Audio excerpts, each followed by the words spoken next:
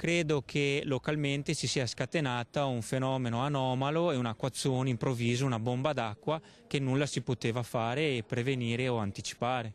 Il nubifragio che ha allagato parte di Chioggia e Sottomarina è stato un evento eccezionale, afferma il sindaco Alessandro Ferro, che analizza quanto accaduto nelle ultime ore. Assieme all'acqua, infatti, sono anche piovute le polemiche, a partire dalla capacità di smaltimento di tombini che, spiega Ferro, sono dimensionati secondo una certa portata d'acqua e non possono certo smaltire una quantità di pioggia torrenziale come quella di sabato.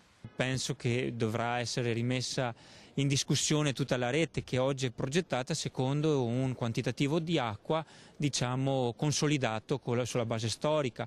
Eventi eccezionali di questo tipo mettono in discussione tutta la nostra rete di infrastrutture. Il sindaco respinge anche le polemiche di fallimento del nuovo sistema di allerta comunale, un sistema che attraverso un'applicazione scaricabile sul telefonino avrebbe dovuto allertare i cittadini. In realtà il sistema non è stato attivato volutamente e per un motivo ben preciso. Dall'ARPAV l'allerta che c'era stata anticipata era di tipo giallo e quindi una soglia di attenzione.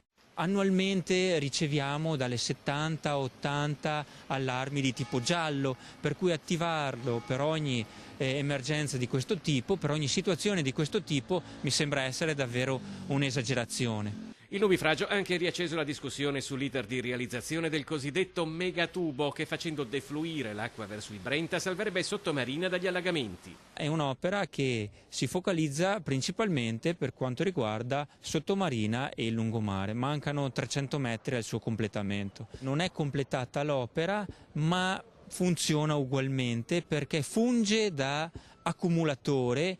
Il volume d'acqua può essere conservato all'interno del tubo stesso.